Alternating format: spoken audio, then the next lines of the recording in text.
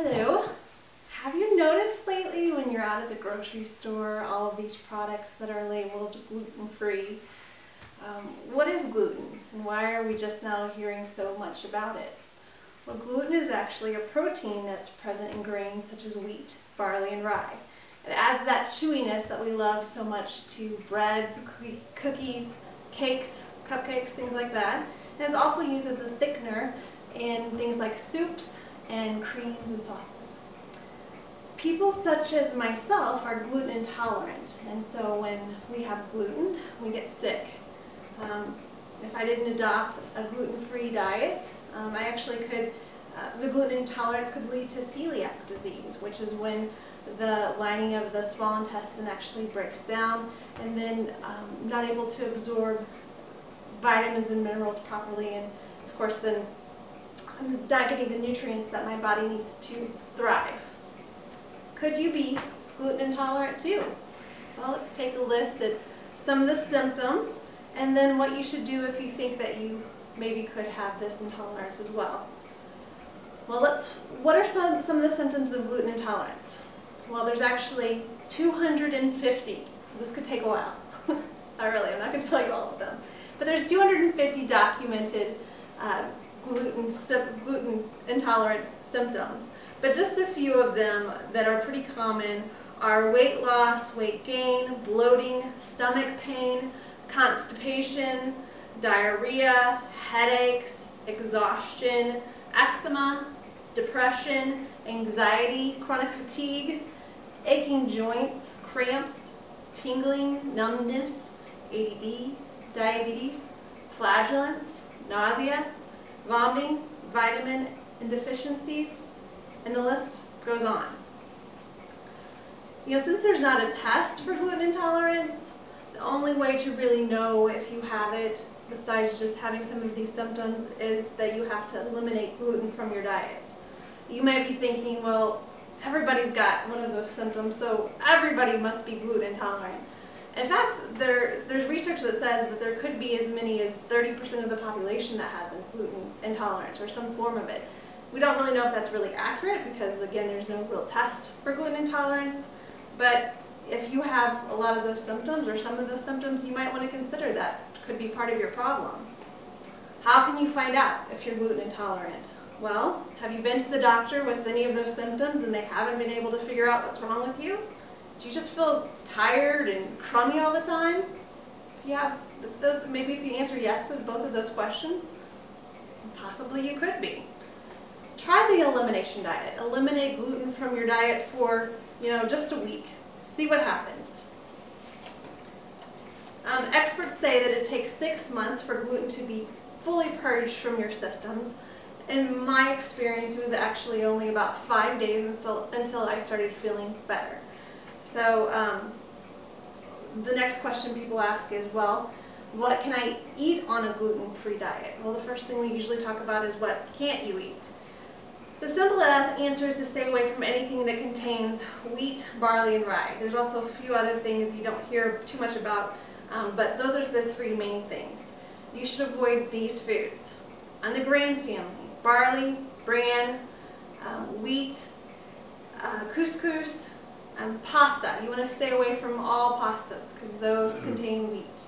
Baked goods, no cakes, cookies, breads, cupcakes, tortillas, bagels, buns, pizza crust, those are not good for you. Cereal, if it's made with rye, bran, wheat, or barley, that's a no-no. It's going to contain gluten. Meat and poultry, anything that's breaded or fried, deep fried, you don't want to eat that. That's going to contain gluten as well. It's going to have flour in the breading. Hot dogs or meats that are processed with natural flavors, we don't typically know what's in those natural flavors, and a lot of times they will have gluten-containing ingredients. Candies, Twizzlers actually contain gluten, and that's not something that you want to eat if you're on a gluten-free diet. Other sauce things such as soups, they also usually have flour as a thickener, so you don't want to. You want to always check the ingredient label to make sure that they don't have wheat in them. And you'll see on there that usually you want to look for wheat because that's going to be what has the gluten in it. Soy sauce is another thing that contains wheat that a lot of people don't think about. You always just want to check the ingredients on any sauces or seasonings to make sure that it doesn't contain wheat or any of those other ingredients. Believe it or not, there are foods that you can't eat. The grains that you can't eat are rice, corn, flax, and any flours from nuts, beans, or seeds. So like almond flours, rice flour, things like that. Dairy, most dairy products are going to be just fine. Eggs, you can eat eggs. Meats and poultry, any fresh meats, fish, chicken. Fruits and vegetables are always gluten-free. Gluten-free products, you can actually buy these now. They're available. You can buy gluten-free bread, gluten-free pasta, gluten-free cookies. The problem with these is that they're typically pretty expensive and they're not good for you anyway. So I try to use them pretty sparingly. But every once in a while you really get hungry for pizza.